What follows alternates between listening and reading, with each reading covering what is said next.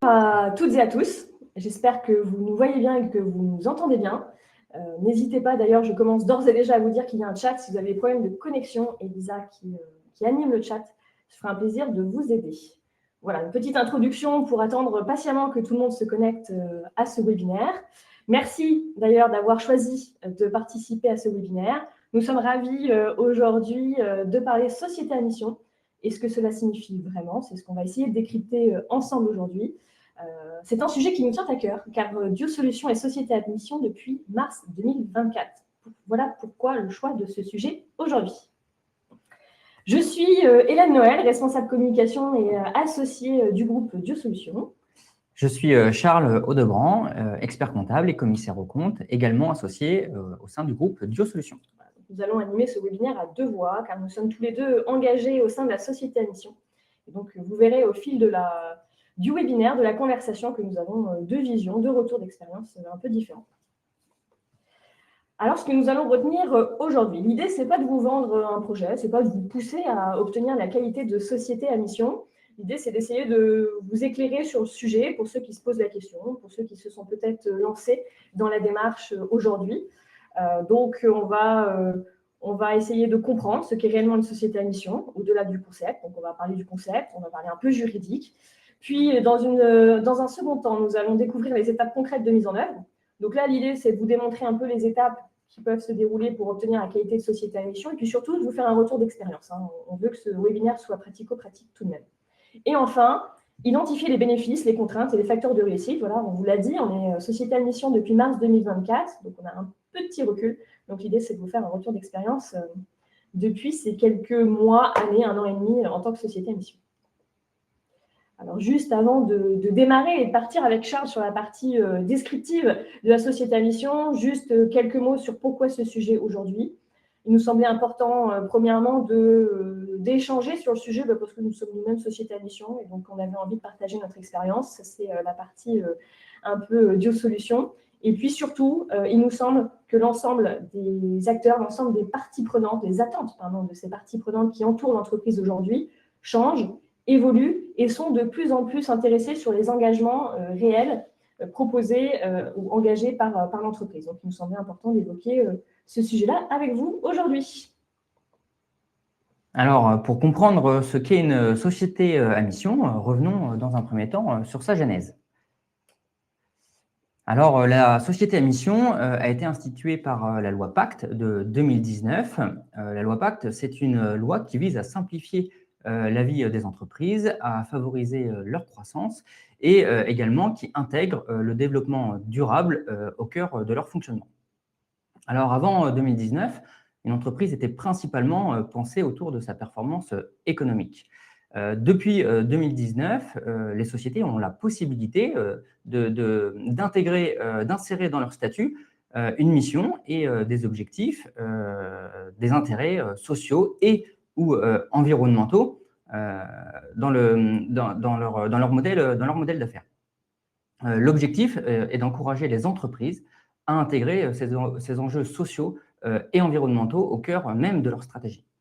Une société à mission est donc une entreprise qui souhaite affirmer et prouver son rôle dans la société, ainsi que dans ses territoires d'implantation, en conciliant à la fois les enjeux financiers et les enjeux sociaux auxquels elle est confrontée. Alors, la société à mission repose principalement sur 4 fondements. Le premier, c'est la raison d'être. Alors, la raison d'être, c'est ce pourquoi l'entreprise existe, c'est sa vocation, sa finalité, ce qu'elle cherche à atteindre au-delà de son but économique. La raison d'être, c'est la formulation finalement qui exprime la singularité de l'entreprise. C'est également son identité. C'est là où elle veut aller et notamment les enjeux auxquels elle souhaite apporter des réponses. Le deuxième pilier, c'est les objectifs statutaires. Ce sont les objectifs spécifiques qui ancrent la raison d'être dans son modèle d'affaires. Il s'agit d'engagements concrets pour répondre à la raison d'être. Le troisième pilier, c'est le comité de mission. Le comité de mission, c'est un organe de gouvernance spécifique créé pour la société à mission qui va réaliser le contrôle de l'exécution de la mission. Le quatrième pilier, c'est la vérification indépendante. La vérification indépendante, c'est la garantie de la sincérité du modèle de mission qui est assurée par un organisme tiers indépendant qui réalise un contrôle régulier et qui délivre à l'issue de son contrôle un avis rendu public par l'entreprise. Alors, pour adopter la qualité de société à mission, l'entreprise inscrit dans ses statuts une raison d'être, des objectifs statutaires et créer un organe de gouvernance, donc le comité de mission, au sein même donc, de ces statuts. À l'issue de cela, le tribunal de commerce reconnaît la qualité de société à mission en l'inscrivant simplement sur le cabis de l'entreprise. Alors maintenant que nous avons déterminé ce qu'est la société à mission, nous allons voir plus en détail ce qu'elle n'est pas. Alors la société à mission n'est pas un label. C'est-à-dire qu'elle ne garantit pas le respect de critères suivant un référentiel prédéfini. La société à mission engage au regard d'engagements qui ont été déterminés selon ses propres convictions. La société à mission, ce n'est pas non plus une campagne de communication. Les engagements sont inscrits dans les statuts, donc ils sont forts. C'est un peu comme s'ils étaient finalement inscrits dans le marbre, puisque les statuts n'ont pas vocation à être modifiés régulièrement. Également, ce n'est pas uniquement une obligation juridique. C'est un axe stratégique qui va définir la vision à moyen et long terme de l'entreprise. Ce n'est pas non plus une démarche RSE, puisque la mission influence la gouvernance. C'est la volonté soit de faire, ou bien c'est également le souhait de renoncer. Alors, nous venons de le voir, la société à mission et la RSE sont deux notions différentes, mais qui sont tout de même analogues.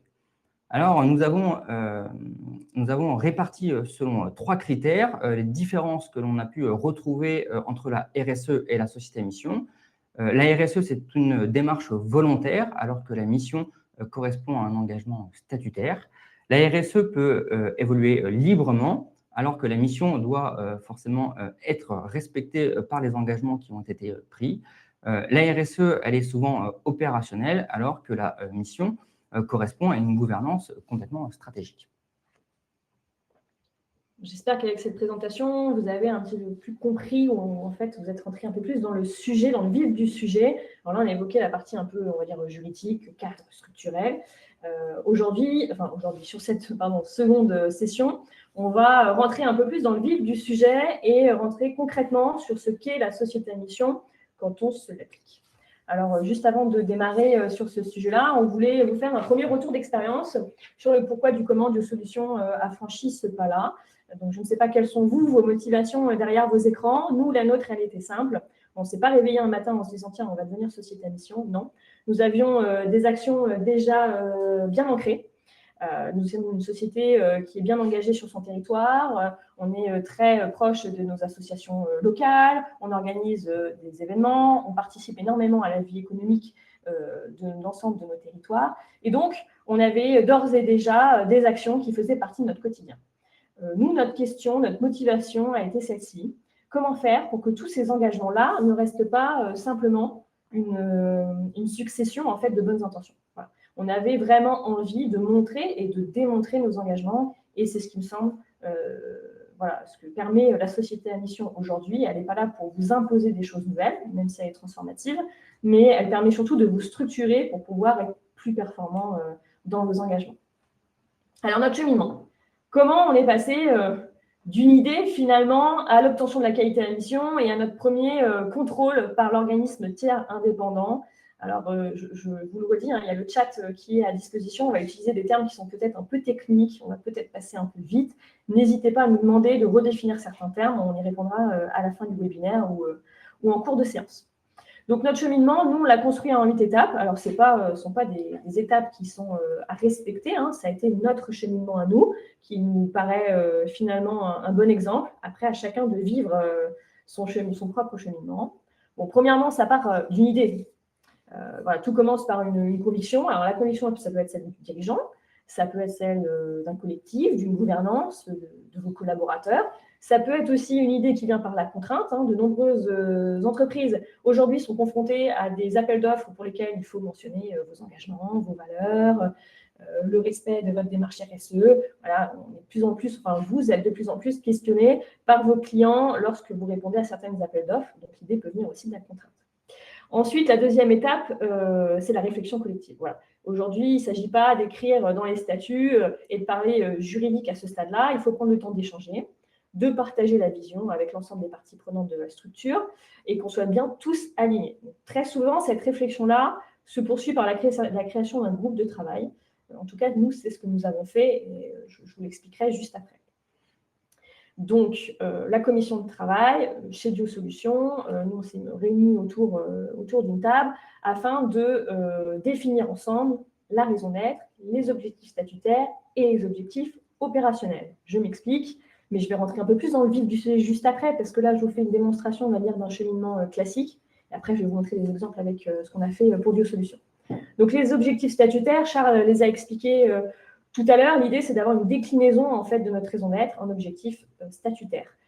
Comme son nom l'indique, c'est inscrit dans les statuts, donc il faut qu'il soit assez large, parce que demain, ils vont vous driver, pas pour l'année d'après ou dans 3 ans, mais pour dans 10, 15 et jusqu'à la vie de votre entreprise. Ces objectifs statutaires sont par définition assez larges, et donc on les reprécise avec des objectifs opérationnels. Donc, vous avez la raison d'être, déclinée en objectifs statutaires, déclinés en objectifs opérationnels, comme leur nom l'indique, ils sont plus opérationnels, plus précis, plus concrets. Et après, on vient y mettre en dessous des indicateurs. Pourquoi on vient mettre des indicateurs en dessous de ces objectifs-là?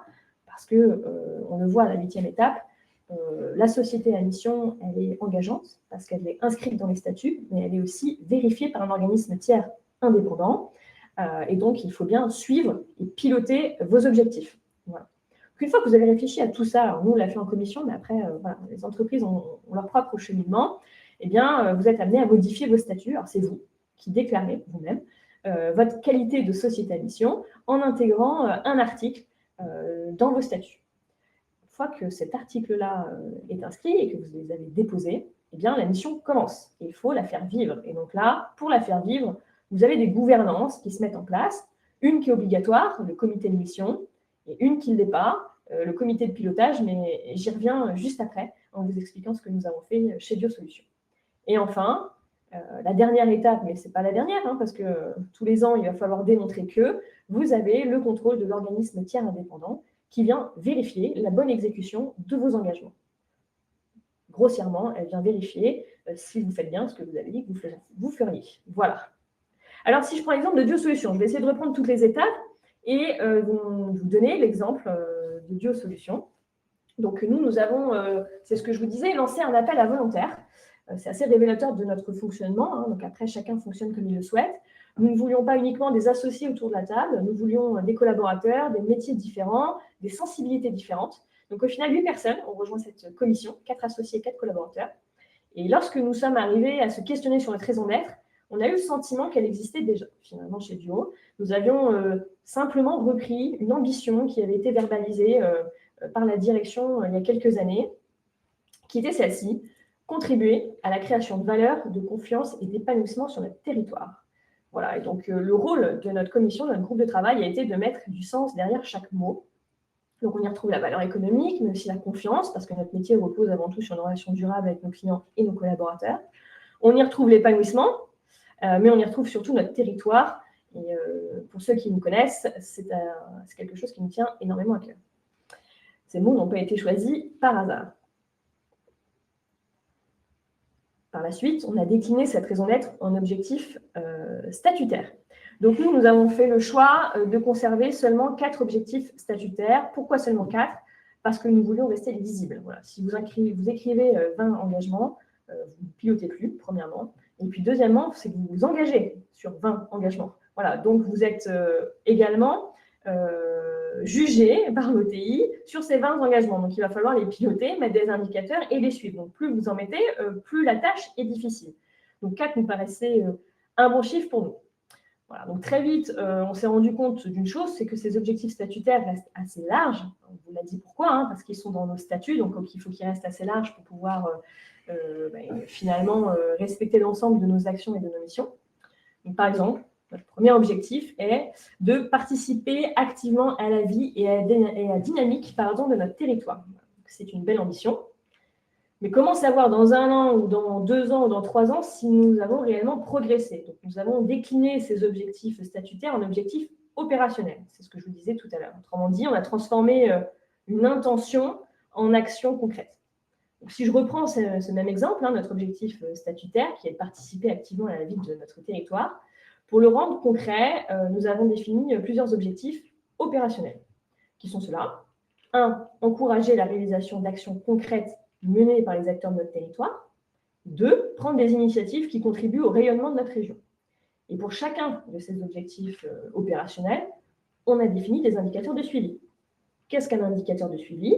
Nous, par exemple, on a choisi d'évaluer le nombre d'événements organisés ou co-organisés par Biosolutions sur son territoire. On suit également le nombre de partenariats développés avec des acteurs locaux. On suit le nombre de collaborateurs impliqués dans ces actions. Voilà. J'espère que par ces exemples, on vous donne des pistes un peu plus tangibles pour vous démontrer comment on décline une raison d'être et comment finalement elle devient plus concrète et opérationnelle pour l'entreprise. Et c'est ce qui fait toute la différence. Voilà. Une société à mission ne se contente pas d'afficher des engagements, il faut qu'elle se donne les moyens de les vérifier et qu'ils se traduisent réellement dans les faits, d'où l'importance de décliner un objectif opérationnel et un indicateur. Et puis vient le temps de modifier les statuts et de donner à ces engagements une valeur juridique. Voilà, c'est à ce moment-là que l'entreprise modifie ses statuts. Il s'agit donc tout simplement de rajouter un article qui vient préciser 4 choses. Le premier, mais Charles vous l'a dit tout à l'heure, c'est la raison d'être. Le deuxième, ce sont les objectifs statutaires. La troisième, c'est la création du comité de mission. Les statuts précisent son existence, son rôle et les modalités de fonctionnement. Et enfin, les statuts indiquent, là c'est quelque chose de très général et identique à tous, que l'entreprise sera soumise à une vérification régulière par l'organisme tiers indépendant conformément à la loi. Voilà, donc c'est très juridique, c'est très cadré pour cette partie-là. La première partie qu'on a vue, vous l'avez vu, comparé à un label ou une démarche RSE, c'est beaucoup moins cadré. Cette partie-là est beaucoup plus structurée. Une fois ces modifications adoptées, commence la vie de votre entreprise en tant que société à mission. Alors, pour pouvoir le faire vivre et pour pouvoir justement être toujours vigilant à la bonne application de nos engagements, un comité de mission, nous avons créé un comité de mission qui est obligatoire pour les entreprises de plus de 50 salariés. La seule obligation de ce comité, de la constitution de ce comité, c'est d'avoir au moins un salarié. Nous, aujourd'hui, nous avons des collaborateurs, nous avons des associés dans ce comité de mission et nous souhaitons à terme intégrer des personnes externes, également pour enrichir notre mission et enrichir le suivi de notre mission. Donc son rôle à lui est d'évaluer et de challenger et d'observer. Il formule également des recommandations. Donc il vient vraiment challenger l'entreprise en lui disant, attendez, vous êtes engagé sur tant d'événements, on n'y est pas encore. Voilà, concrètement, c'est ça. Et puis, on y a adjoint, nous, un comité de pilotage. Alors, quelle est la différence entre le comité de mission et le comité de pilotage? Le comité de pilotage, lui, comme son nom l'indique, est plus dans l'opérationnel. Il va préparer les réunions, il va mettre les indicateurs à jour, il va collecter les preuves, il va relancer les pilotes. Il anime la démarche, en fait, finalement. Il vient nourrir les réunions auprès du comité de mission, et le comité de mission, finalement, se positionne un peu en tant que juge, même si on reste... évidemment en interne, donc c'est un juge sympa, un juge favorable, mais en tout cas il est là pour nous driver et surtout pour nous challenger et puis qu'on puisse arriver à la fin de l'année en étant content et satisfait des engagements, de la réussite des engagements que nous avons pris. Voilà, donc avec le recul, si on peut vous faire un retour d'expérience à ce sujet-là, je pense que c'est une des meilleures décisions que nous ayons prises pour faire vivre cette société à mission au sein de l'entreprise. C'est la création, la distinction entre le comité de mission et le comité de pilotage. Il faut vraiment que des personnes soient dédiées pour faire vivre la mission et pour pouvoir récolter l'ensemble des informations. Alors, certaines entreprises ont des personnes dédiées à 100%. Là, on parle peut-être de grands groupes. Nous, chez Biosolutions, dans le comité, j'y suis de pilotage, par exemple, et nous avons 2 collaboratrices, une au service communication et une au service RH, qui sont impliquées. Parce que, comme vous avez pu le voir, nos engagements sont tournés très communication et RH. Donc, nous avons pris les personnes les plus pilotes, les plus moteurs sur le sujet pour recenser l'ensemble des informations. Enfin, Le contrôle de l'OTI, c'est la 8e étape. Donc, comme je vous le disais, l'OTI n'est pas là pour vous donner une bonne ou une mauvaise note. Elle est juste là pour vérifier si vous tenez bien vos engagements. Donc, à la différence d'un label, il n'y a pas une grille d'évaluation. Ce n'est pas le cas. C'est à vous de présenter les preuves. C'est à vous de présenter tous les moyens, les outils que vous avez mis en place pour suivre et réaliser l'ensemble de vos indicateurs. Voilà. Donc, bon, il faut évidemment formaliser la gouvernance, il faut suivre les objectifs de manière régulière et conserver les preuves. On ne rentrera pas plus dans le détail, parce qu'on estime que c'est déjà un peu technique, mais ça peut faire l'objet d'un échange entre nous dans un second temps. Ce que nous avons sous-estimé, petit retour d'expérience sur ce cheminement-là, nous, on en a compté 3. Voilà. Le premier, c'est de définir les bons objectifs. Vous l'avez vu, il faut quand même qu'il soit suffisamment large pour pouvoir vous tenir, vous accompagner tout au long de la vie de votre entreprise, mais pas trop restrictif non plus, parce qu'il faut les faire vivre pendant 30, 40, 50, 60 ans. Voilà. Mais pas trop large non plus, parce qu'il faut pouvoir les suivre et mettre des choses concrètes derrière. Voilà. Le deuxième point, c'est de trouver un consensus. Quand on est 8 personnes autour de la table, on ne met pas tous la même définition derrière chaque mot. Donc, il faut qu'on se mette bien d'accord sur ce que veut dire territoire, confiance, épanouissement. Et ça nous a valu quelques heures de discussion. Tous. Ouais, exactement. Pour qu'on ait tous un cap identique, commun, un langage commun. Et puis, à la fin, le troisième, ce qui nous a posé question, c'est de choisir les bons indicateurs. Un peu comme pour les objectifs, il faut qu'ils soient suffisamment ambitieux pour se vouloir transformatifs. Si vous mettez des indicateurs que vous réalisez de suite, il n'y a pas vraiment d'intérêt. Et en même temps, il faut qu'ils soient quand même atteignables. Donc voilà, cette petite jauge était éventuellement un peu exigeante pour nous. Elle n'a pas été très simple, mais là aussi, on a discuté longuement sur le sujet et nous avons trouvé des accords tous ensemble. Voilà, donc pour conclure sur cette partie-là, finalement, même si ça paraît difficile de devenir société à mission, j'imagine que pour ceux qui viennent prendre connaissance de cette deuxième partie, ça paraît assez lourd et compliqué. Mais ce qui est le plus compliqué après 1 an et demi, finalement, ce n'est pas de suivre ce cheminement, mais c'est surtout de le faire vivre et donner du sens et une réalité à cette mission. Et c'est ce que va nous expliquer Charles à l'instant. Alors oui, la vraie aventure commence ici. Comme l'a précisé Hélène, donc, adopter la qualité de société à mission, c'est nécessairement réaliser un suivi et un contrôle de la mission. Le suivi de la mission est assuré par le comité de pilotage que Duo Solutions a décidé de constituer, tandis que le contrôle de la mission est, quant à lui, assuré par le comité de mission, qui est exclusivement chargé de la vérification de l'exécution de la mission. Alors, chez Duo Solutions, comment fonctionne le comité de pilotage? Donc, vous l'aurez compris, le comité de pilotage permet de conduire la mission, d'assurer également sa constante exécution. L'objectif est de faire vivre la mission et de tendre vers l'atteinte des objectifs statutaires en mettant en œuvre la mission de façon opérationnelle. Donc, pour ce faire, le comité de pilotage assure la mise en œuvre concrète et le suivi des engagements qui ont été pris. Le comité de pilotage développe également et met à disposition l'ensemble des outils nécessaires au bon fonctionnement du comité de mission. C'est notamment une feuille de route, des tableaux de suivi, des notes de synthèse par objectif ou par action réalisée.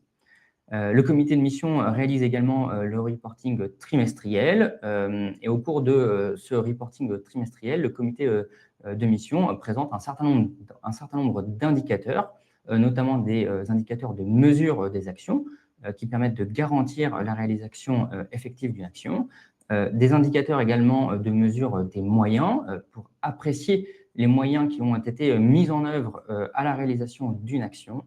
Le comité présente également des indicateurs de mesure des résultats qui permettent d'évaluer l'atteinte d'un objectif quantitatif.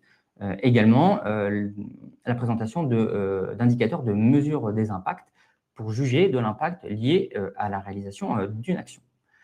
Le comité de pilotage assure également la coordination des différentes réunions qui sont organisées avec le comité de mission et assure également, maintient notamment une communication fluide entre ce dernier et les associés de Duo Solutions. Alors maintenant que l'on a vu le rôle du comité de pilotage, nous allons voir le rôle du comité de mission. Alors, l'organisation qui a été retenue chez Diosolutions a été la suivante. Donc, le comité de mission est composé de 5 membres, donc 2 associés du cabinet et également de 3 salariés qui permettent d'avoir des voix complètement différentes autour de la table. Alors, il faut préciser sur la composition des membres du comité de mission, il y a 3 salariés, mais dans tous les cas, il était obligatoire d'intégrer un salarié, puisque c'est prévu par les textes et donc réglementaire. Le comité de mission se réunit généralement 4 fois par an, à laquelle s'ajoute donc une 5e réunion qui correspond à la réunion de rédaction du rapport annuel du comité de mission.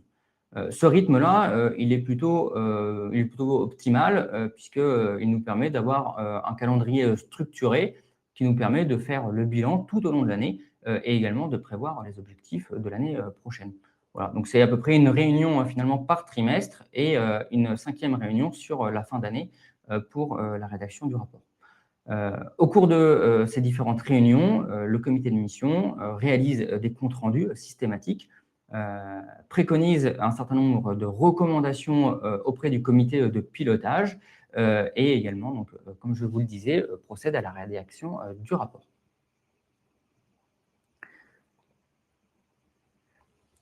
Alors, après avoir créé la société à mission, il est tout de même important de rester vigilant afin de maintenir le modèle de mission à son niveau d'exigence.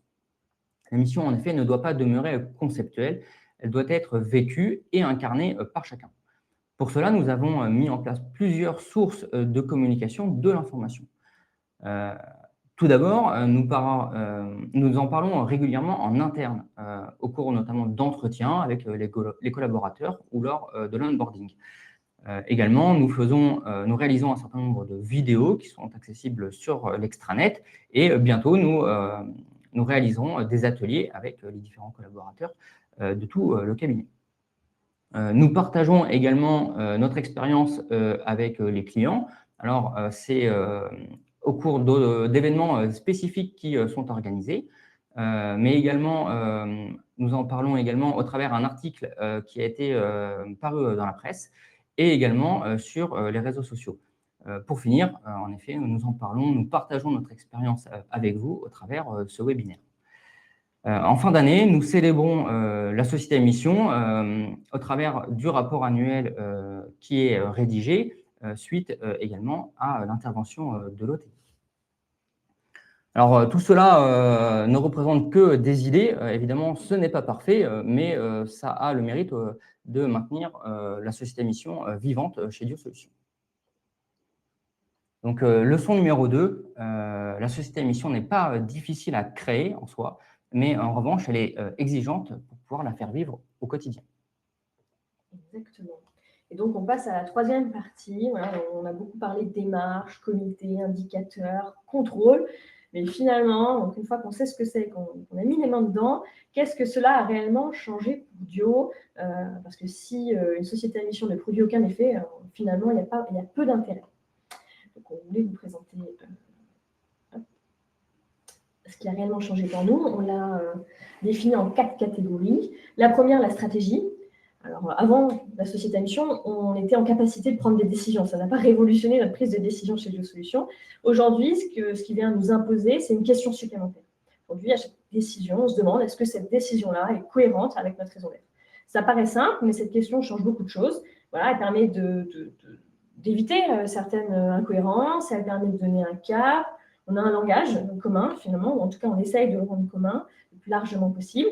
Et puis, la raison d'être devient finalement une boussole, source de décision et de renonciation. Parfois, il nous arrive également de ne pas aller sur un terrain ou de ne pas choisir une action ou un développement parce que ce n'est pas en cohérence avec notre raison d'être. C'est ce qu'on faisait avant sans que ça soit formalisé. Aujourd'hui, on le fait et c'est structuré.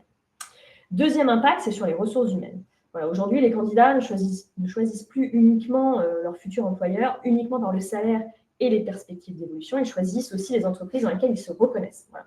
Donc, la société à mission, évidemment, on ne remplace pas une bonne politique RH, on vient juste la nourrir. Troisième point, le pilotage. Donc, avant, nous avions d'ores et déjà des actions que nous pilotions, mais de manière beaucoup moins structurée, beaucoup moins mesurée, beaucoup moins discutée. Voilà ce qu'a changé la société à mission au sein de Solutions. Aujourd'hui, les actions, elles sont structurées, on échange, on mesure, elles sont pilotées, et ça change profondément la manière dont nous pilotons certains projets. Et dernier point de business, là encore, je ne vais pas vous dire qu'on a quadruplé le chiffre d'affaires parce qu'on est passé société à mission. La société à mission n'est pas là pour, comme le disait Charles, une opération de communication, elle n'est pas là par intérêt, elle est vraiment là par conviction. Donc, nous, on observe en fait un effet sur notre image. Je ne dis pas que nos clients aujourd'hui nous choisissent parce qu'on est société à mission, mais ça nourrit encore une fois les échanges, ça démontre une cohérence et ça rassure, puis ça renforce, nous, notre différenciation. Voilà. Alors, comme Hélène vous l'a présenté, bien que la mission présente de nombreux bénéfices, elle présente également plusieurs contraintes. Alors, nous en avons aujourd'hui recensé 4 principales qu'il est nécessaire d'appréhender. Alors, tout d'abord, le temps. C'est le temps accordé au pilotage de la mission qui ne doit pas être sous-estimé. C'est notamment le temps nécessaire pour recueillir un certain nombre d'informations, pour établir les reportings, et tout ce temps-là est important. Deuxièmement, la mise en place d'un organe de gouvernance, donc le comité de mission, ne doit pas générer des lourdeurs organisationnelles.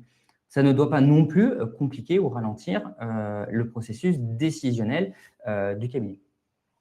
Ensuite, le modèle de mission est exigeant. Il est singulier et les engagements pris doivent pouvoir être démontrés. Et enfin, la mission doit être animée continuellement et la dynamique doit être maintenue. La société à mission n'est pas un outil magique, c'est un modèle à la fois exigeant et structurant. La mission permet à la société de définir un cadre, un fil directeur d'une stratégie bien définie. Qui peut devenir société à mission ? D'un point de vue juridique, la réponse est très simple. Toutes les sociétés commerciales peuvent devenir société à mission. Une SAS, une SARL, une SA, une coopérative, une mutuelle. Et d'ailleurs, voici quelques chiffres qu'on vous passe rapidement. 2596, très précis, c'est le nombre exact de sociétés à mission, d'entreprises qui ont la qualité de société à mission depuis 2019, dont des grands groupes. On a la Maïf, on a Danone, Doctolib, vous voyez, Back Market, avec en fait des activités, toutes les activités d'entreprise sont représentées. Autre chiffre, je voulais vous montrer une petite trend. 500 nouvelles sociétés à mission tous les ans, depuis 4 ans. Donc c'est une qualité qui plaît de plus en plus et qui est de plus en plus adoptée par les entreprises. Alors par quel type d'entreprise ? J'ai 2 chiffres. Le premier, c'est celui qui est en bas à droite. 59% des sociétés à mission ont leur siège en dehors de l'Île-de-France. Ce chiffre-là, ce pourcentage-là, pour vous démontrer que la qualité de société à mission n'est pas réservée qu'aux entreprises parisiennes. Vous voyez bien, la province est bien représentée. Voilà, donc pour ce qui est de notre région, 177 entreprises sont sociétés à mission.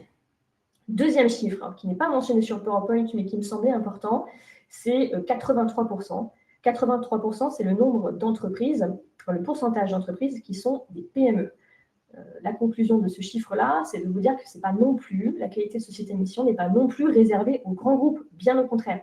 On a un vrai engouement auprès des PME aujourd'hui. Alors, finalement, pour qui est-ce pertinent d'adopter la qualité de société à mission ? Alors, c'est pertinent pour les entreprises qui souhaitent structurer une vision à long terme, qui souhaitent fixer un cap en lien avec les enjeux de son propre secteur d'activité et de son territoire, où la mission est une boussole qui va favoriser l'innovation et l'engagement. C'est également pertinent pour les entreprises qui souhaitent être accompagnées ou s'accompagner dans leur transformation et en définir finalement une dynamique. Également, c'est pertinent pour les entreprises qui souhaitent donner de la cohérence dans leurs engagements qui existent déjà, de la cohérence pour finalement protéger les fondements, les valeurs et la culture de l'entreprise. Pour finir, c'est pertinent pour les entreprises qui souhaitent renforcer l'attractivité et leur engagement en répondant aux attentes des parties prenantes, qu'elles soient internes ou externes. Mais attention, puisque la société à mission peut échouer dans certains cas. En effet, il ne faut pas que la société à mission soit purement marketing, c'est-à-dire qu'il ne faut pas qu'il n'y ait pas d'axe stratégique défini derrière les engagements qui auront été pris. Il faut également avoir une vision stratégique avec un cap bien défini. Également, il ne faut pas que la gouvernance soit divisée sans alignement avec la direction, les souhaits, les objectifs. La société à mission pourrait échouer. Également, la société à mission pourrait échouer si elle manquait de moyens, si finalement tous les moyens nécessaires ne lui étaient pas attribués. On arrive donc à la conclusion de ce webinaire. J'espère qu'on a été suffisamment clair. Pour résumer un peu nos propos, on vous a sélectionné 3 idées à retenir. La première, c'est que la société à mission est avant tout un modèle de gouvernance. Donc, on le répète, on le redit, on le martèle. Ce n'est ni un label, ni une campagne de communication, ni une simple démarche RSE. Elle change vraiment la manière dont l'entreprise se pilote. Donc ça, c'est une première idée vraiment à ancrer. Deuxième message, elle crée de la valeur seulement si elle est sincère. Ce n'est pas l'inscription dans les statuts qui crée de la valeur, c'est tout ce qui se passe après. Vous l'avez bien compris. Et enfin, la troisième idée, oui, la société à mission demande du temps, elle demande de la méthode et elle demande de l'engagement. Mais en contrepartie, elle apporte, vous l'avez vu, énormément de cohérence. Et voilà, je pense que c'est les 3 idées à retenir de ces 30 minutes de webinaire.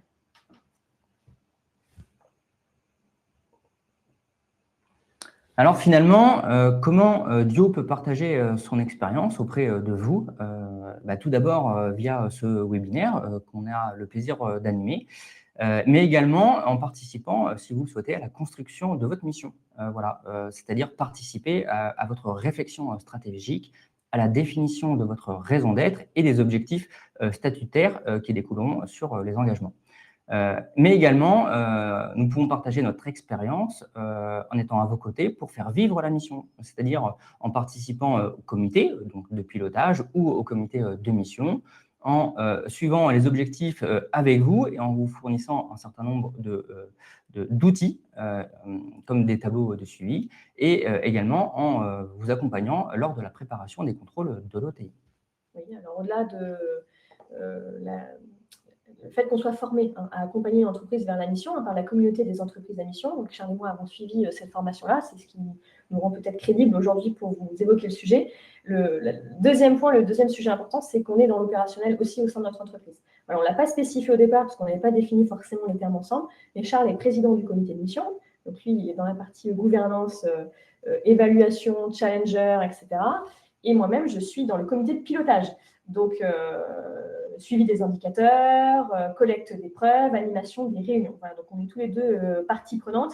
Et donc, ayant été formés et ayant un peu d'expérience aujourd'hui, on peut partager tout cela avec vous. Bon, ce webinaire arrive à sa fin. On vous rappelle que vous pouvez poser l'ensemble de vos questions sur le chat.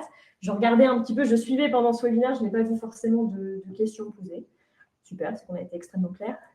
Non, c'est certainement que le sujet est aussi un peu lourd, un peu complexe, qu'on a essayé de tout balayer également pour essayer d'être le plus exhaustif possible, vous démontrer un peu la pertinence de ce modèle. Alors nous, on est forcément convaincus, parce qu'on y est et puis qu'on s'y plaît. Et puis là, vous adressez à 2 personnes qui sont ancrées dans le projet depuis la naissance de l'idée chez Dio Solutions. Si ce n'est ce que je peux vous dire, c'est si vous avez des questions qui vous viennent après ce webinaire, n'hésitez pas à nous contacter.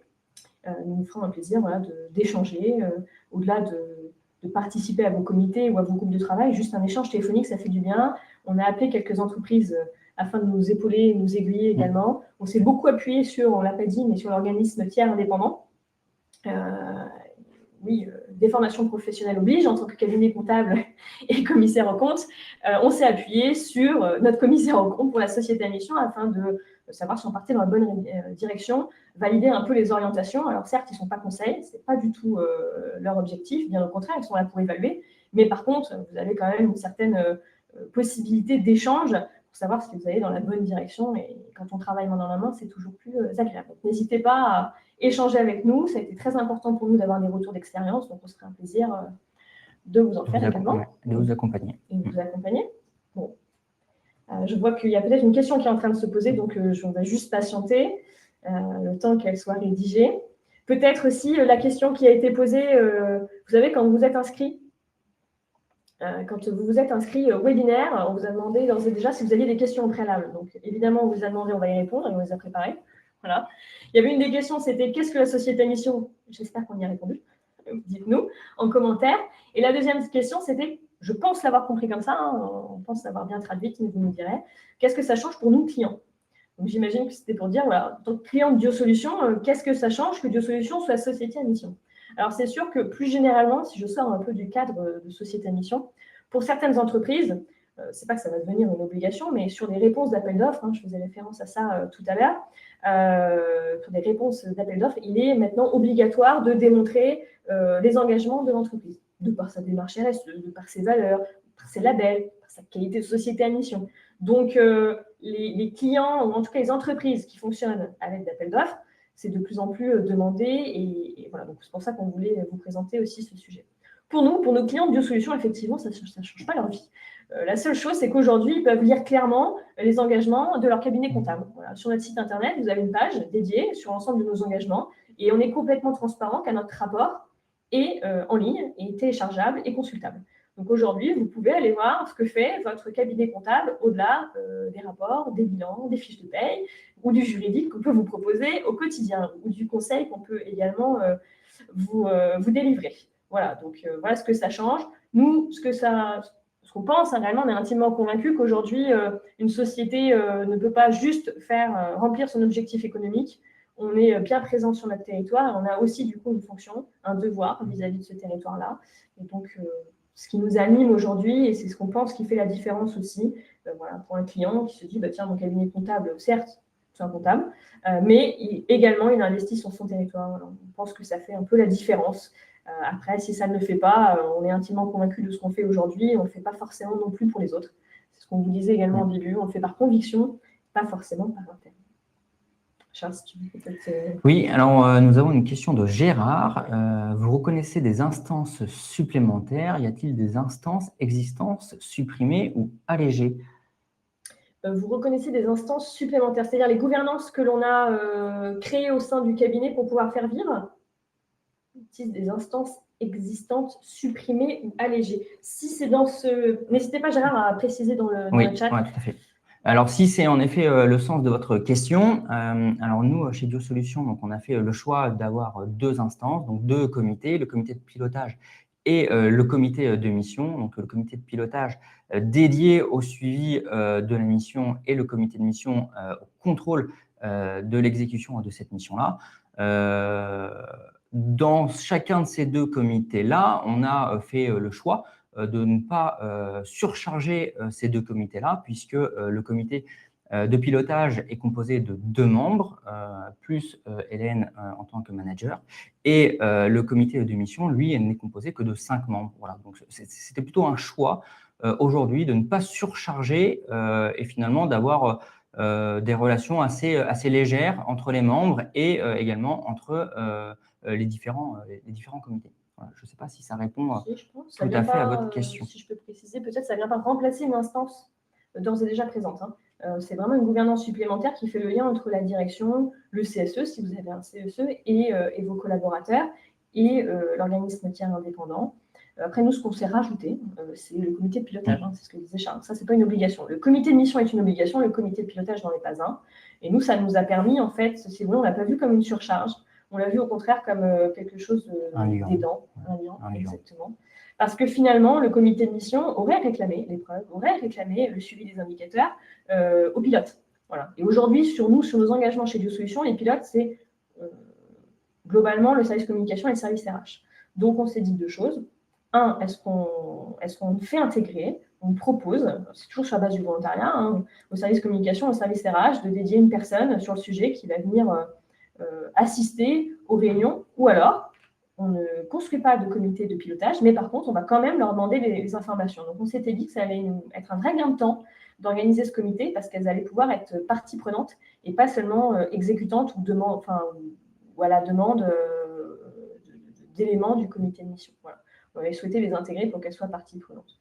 Donc, on n'a pas l'impression d'avoir surchargé. Mais effectivement, ça n'allège pas vos instances. Non. Hein, ça rajoute une gouvernance. Hein, ça fait partie des choses, Ouais, tout à fait. des points que Charles a évoqués effectivement dans la présentation. Il y a des avantages, il y a quelques contraintes. Voilà, quelques engagements. J'espère, Gérard, on a répondu à votre question, que c'était bien le sens de votre question. Eh bien, si nous n'avons pas d'autres questions à ce sujet, nous arrivons au terme de ce webinaire. J'espère vraiment qu'il vous aura permis d'y voir plus clair et de ce qu'est réellement une société à mission. Et encore une fois, on se tient à votre disposition pour toute question. Donc, merci beaucoup pour votre présence. Merci à tous. Merci Hélène. Merci Charles. Puis on vous dit à très bientôt.